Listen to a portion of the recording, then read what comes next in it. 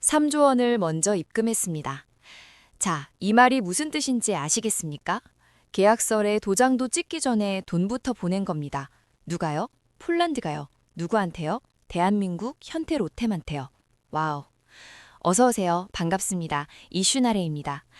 여러분, 우리는 무기를 수입하던 나라였습니다. 미국한테 사고 유럽한테 사고 비싸도 샀어요.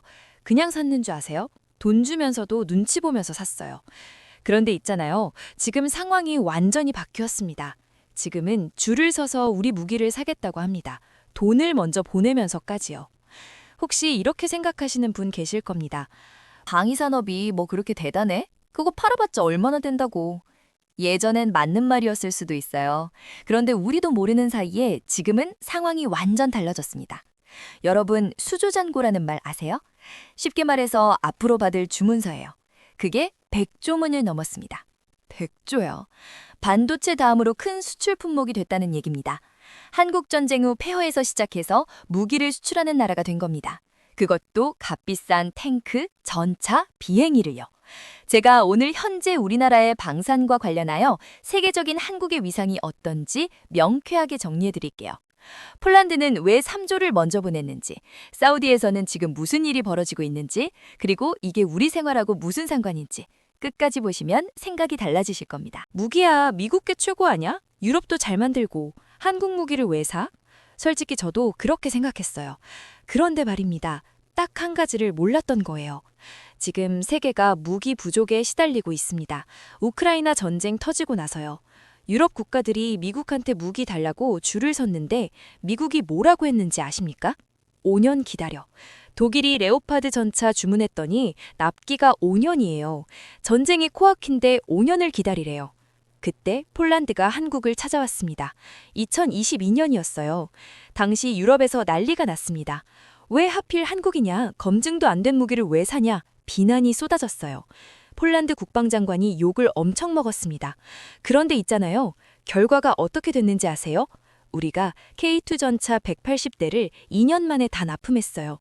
다른 나라였으면 5년 걸릴 일을 2년 만에 해낸 겁니다. 폴란드 군인들이 뭐라고 했는지 아십니까? 한국 전차 타보니까 독일 전차보다 낫다. 실제로 그렇게 평가가 나왔어요. 이게 무슨 뜻이냐면요. 돈 있어도 무기 못 사는 시대가 온 겁니다. 그런데 한국은 빨리 만들어서 빨리 줄 수 있어요. 품질도 좋고요. 가격도 미국 무기의 절반이에요. 이 세 박자가 딱 맞아 떨어진 거예요. 폴란드가 그냥 한 번 사고 끝난 게 아닙니다. 무슨 일이 벌어졌냐면요. 폴란드가 한 번 사고 맛을 봤어요. 그랬더니 또 샀습니다. 또 사고, 또 사고. 지금까지 K2 전차만 해도 1차 180대, 2차 180대, 천무 다연장 로켓은 290대 넘게 계약했어요. 누적 금액이 얼마인지 아십니까? 20조가 넘습니다. 한 나라에서만요. 그런데 여기서 대부분 사람들이 가볍게 생각합니다. 그냥 많이 팔았구나. 이렇게 생각하시면 안 돼요. 진짜 중요한 건 따로 있습니다. 폴란드가 이번에 2차 계약하면서 뭘 했냐면요. 계약금의 30%를 먼저 보냈어요. 금액으로 치면 3조 원입니다. 파이낸셜 뉴스 보도에 따르면 올해 1월에 입금됐습니다. 원래 3월까지 보내면 되는 돈이었어요. 그걸 2달이나 앞당겨서 보낸 겁니다. 이게 왜 대단하냐면요. 폴란드가 원래 이렇게 안 합니다. 미국한테 F-35 전투기 살 때도 선수금 안 줬어요. 그런데 한국한테는 줬어요. 왜요? 빨리 만들어 달라는 거예요. 돈 먼저 줄 테니까 제발 빨리요. 제가 비유를 하나 들어볼게요. 우리가 식당 예약할 때 있잖아요. 그냥 예약하면 되는데 굳이 돈을 먼저 보내는 경우가 있어요. 언제요? 정말 인기 많은 맛집일 때요. 예약 밀릴까봐 돈부터 보내는 거예요. 폴란드가 지금 그 심정인 겁니다. 다른 나라한테 뺏기기 전에 우리 먼저. 같이 한번 생각해 보시죠. 이 정도면 단순히 물건 파는 관계가 아니에요. 뭔가 더 깊은 관계가 된 거 아닙니까? 자, 여기서 한 발 더 나갑니다. 폴란드가 그냥 무기만 산 게 아니에요. 지난달에 노르웨이가 천무를 샀습니다. 1조 3천억 원어치요. 그런데 이것 좀 보세요. 노르웨이가 쓸 미사일을 어디서 만드는지 아십니까? 폴란드에서 만듭니다. 한국도 아니고 노르웨이도 아니고 폴란드 공장에서요. 이게 무슨 상황이냐면요. 폴란드가 K방산의 유럽 공장이 된 겁니다. 쉽게 말해서 유럽 총판이에요. 한국 무기를 폴란드에서 만들어서 유럽에 파는 구조가 생긴 거예요. 예전에 우리가 일본 전자제품 조립하던 시절이 있었잖아요. 그때 일본이 한국을 아시아 생산기지로 썼거든요. 지금은 상황이 뒤집혔어요. 우리가 폴란드를 유럽 생산기지로 쓰는 겁니다. 그런데요, 이게 여기서 끝나지 않아요. 정말 걱정되는 내용은 이제부터입니다. 아니, 걱정이 아니라 기대되는 내용이라고 해야겠네요. 모르도르 인텔리전스라는 시장조사 기관이 있어요. 이 기관 분석에 따르면 중동과 아프리카 방산 시장이 2031년까지 160조 원 규모로 커집니다. 유럽만 해도 큰데 중동까지 열리면 어떻게 되겠습니까? 그래서 지금 사우디에서 뭔 일이 벌어지고 있는지 이걸 알아야 전체 그림이 보여요. 지금 사우디 리야드에서 월드 디펜스 쇼라는 게 열리고 있습니다. 바로 엊그제 시작했어요. 중동 최대 방산 전시회예요. 여기에 한국 기업이 몇 개나 갔는지 아십니까? 39개입니다. 팀 코리아라고 해서 뭉쳐져 갔어요. 한화, 현대로템, JAI, LIG 넥스원, 네로라 하는 방산 기업들이 다 갔습니다. 제가 뉴스 보고 깜짝 놀란 게 있어요. 이라크 국방부 차관이 현대로템 부스에 왔대요. K2 전차 보러요. 직접 와서 이것저것 물어보고 갔다고 합니다. 이라크가 왜 왔겠어요? 사고 싶어서 온 거죠. 그런데 있잖아요. 예전 같았으면 이런 전시회에서 우리가 구경하는 입장이었어요. 미국 무기 좋네, 독일 무기 좋네 하면서요. 근데 지금은 우리 부스 앞에 사람들이 줄을 서요. 입장이 완전히 바뀐 거예요. 중동 국가들은 지금 무기 다변화를 원합니다. 미국 무기만 쓰다가 눈치 보이는 상황이 많거든요. 미국이 너네 이거 하면 무기 안 판다 이런 식으로 압박할 때가 있어요. 그래서 미국 아닌 다른 나라 무기도 사고 싶은 거예요. 그런데 유럽 무기는 비싸고 느려요.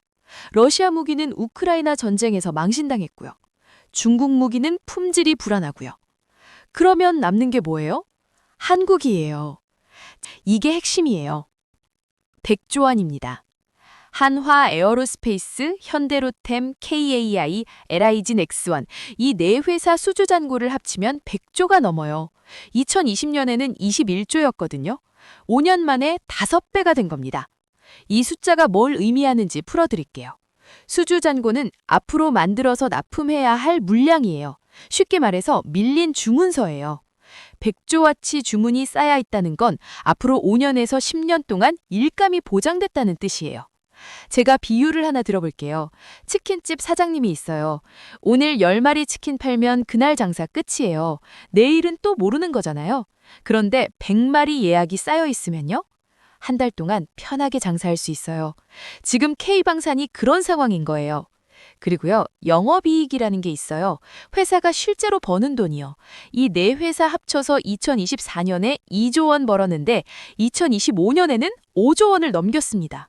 1년 만에 2배 반이 된 거예요. 이건 그냥 호황이 아니에요. 체질 자체가 바뀐 겁니다.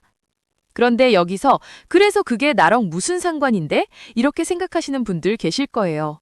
어떠신가요? 정말 상관없다고 보이시나요? 이건 정말 우리의 생활 얘기입니다. 다음 내용을 들으시면 왜 그런지 아시게 됩니다. 구미라는 도시가 있어요. 예전에 LG전자 TV 공장이 있던 곳이에요. 그런데 TV 생산이 해외로 나가면서 공장이 비었거든요. 일자리가 줄고 도시가 쪼그라들었어요. 그런데요, 며칠 전에 뉴스가 떴습니다. LIG 넥스원이 이 빈 공장터에 3,700억 원을 투자한다고요? 유도미사일을 만드는 공장을 짓는다는 거예요. 그리고 사람을 200명 새로 뽑는데요. 이게 구미에만 해당되는 얘기가 아니에요. 창원에는 현대로템 전차 공장에 돌아가고 있고요. 천안에는 한화 에어로스페이스 공장이 있어요. 이 공장들이 24시간 풀가동 중이에요. 주문이 밀려서요. 제가 왜 이 얘기를 드리냐면요. 방산이 잘 되면 지역 경제가 살아나요. 공장 돌아가면 부품업체도 바빠지고 식당도 바빠지고 부동산도 움직여요. 우리 동네 일이 될 수 있다는 거예요. KBS 보도에 따르면 구미시가 방산기업한테 받은 투자만 1조 원을 넘겼대요. TV 만들던 도시가 미사일 만드는 도시로 바뀌고 있는 겁니다. 자, 이제 좀 냉정하게 따져볼 때가 됐어요. 장밋빛 얘기만 하면 안 되니까요. K방산이 잘 나간다고 했는데 문제가 없을까요? 있습니다. 제가 찬물 끼얹으려고 하는 게 아니고요. 미리 생각해 보자는 겁니다. 첫 번째 문제요. 공급망 과부하예요. 주문은 밀려대는데 만들 수 있는 속도가 따라가질 못해요. 현대로템이 K2 전차를 31대 오래 납품해야 하는데 부품 수급이 빠듯하대요. 협력업체들이 비명을 지르고 있어요. 일은 많은데 사람이 없다, 기계가 없다. 두 번째 문제요. 경쟁국들이 가만히 있을까요? 독일이 레오파드 전차 생산을 늘리려고 해요. 미국도 방산 수출 규제를 완화하고 있고요. 지금은 우리가 치고 나가는데 2, 3년 후에는 경쟁이 치열해질 수 있어요. 세 번째요. 기술 유출 문제가 있어요. 폴란드에 공장 짓고 기술 이전하잖아요. 그러면 언젠가는 폴란드가 직접 만들 수도 있는 거예요. 이건 양날의 검이에요. 그래서 이게 마냥 좋은 일만은 아니라는 거죠. 확인된 건 이 정도입니다. 그러면 우리는 어떻게 해야 할까요? 이 부분이 핵심인데요. 끝부분에 우리가 기억해야 할 체크리스트로 딱 정리해 드릴게요. 사실 K방산이 여기까지 온 데는 이유가 있어요. 운이 좋아서가 아니에요. 우리나라가 무기를 잘 만들게 된 배경을 한번 따져볼게요. 북한 때문이에요. 휴전선 코앞에 적군이 있으니까 무기를 계속 만들어야 했어요. 70년 동안요. 그러다 보니 기술이 쌓인 거예요. 그리고요, 조선이랑 자동차 만들던 기술이 있잖아요. 이게 방산으로 연결됐어요. 현대 로템은 원래 철도 체력 만들던 회사예요. 그 기술로 전차를 만든 거예요. 한화오션은 배 만들던 회사고요. 그 기술로 잠수함을 만들어요. 제가 비유를 하나 들어볼게요. 라면 잘 끓이는 사람이 있어요. 매일 끓여왔으니까요. 그 사람한테 짜장라면 만들어 보라고 하면 금방 해요. 기본기가 있으니까요. K방산도 마찬가지예요. 제조업 기본기가 탄탄하니까 무기도 잘 만드는 거예요. 그런데 이 기본기만으로는 부족해요. 다음 단계로 가려면 뭔가 더 필요합니다. 지금 K방산이 선택의 기로에 서 있어요. 여기서 어떤 길을 가느냐에 따라서 10년 후가 완전히 달라질 수 있어요. 자, 이제 핵심입니다. 우리 앞에 세 가지 길이 있어요. 첫 번째 길이요. 지금처럼 완제품 수출에 집중하는 거예요. K2 전차 만들어서 팔고 천무 만들어서 팔고 이러면 당장 돈은 벌어요. 근데 한계가 있어요. 우리 공장에서 만들 수 있는 양이 정해져 있으니까요. 두 번째 길이요. 현지 생산을 늘리는 거예요. 폴란드처럼 그 나라에 공장 짓고 거기서 만드는 거예요. 이러면 생산량은 늘어요. 근데 기술이 빠져나갈 수 있어요. 아까 말씀드린 양날의 검이죠. 세 번째 길이요. 핵심 기술은 우리가 쥐고 조립만 현지에서 하는 거예요. 스마트폰 보세요. 애플이 중국에서 조립하잖아요. 근데 핵심 칩은 미국이 쥐고 있어요. 이런 구조를 만드는 거예요. 저라면 한번 이렇게 해보겠습니다. 세 번째 길이 제일 현명해 보여요. 근데 이건 쉽지 않아요. 핵심 기술을 계속 발전시켜야 하니까요. 실제로 정부에서도 이런 방향으로 가려고 해요. 방위사업청이 이번에 사우디 전시회 가면서 뭐라고 했냐면요. 기술 동맹, 생산 동맹으로 진화하겠다. 단순히 물건 파는 게 아니라 파트너가 되겠다는 거예요. 여러분의 현재 상황에 따라 생각이 다르실 수 있어요. 일자리가 중요하신 분은 첫 번째 길이 좋아 보일 수 있고요. 장기적인 성장이 중요하신 분은 세 번째 길이 맞다고 보실 수 있어요. 그러면 마지막으로 정리해 드릴게요. 오늘 내용에서 이것만은 꼭 알고 가셔야 합니다. 첫째요. K방산 수주잔고 백조 시대가 열렸습니다. 이건 50년 먹거리가 확보됐다는 뜻이에요. 반도체 다음으로 큰 수출 품목이 됐어요. 둘째요.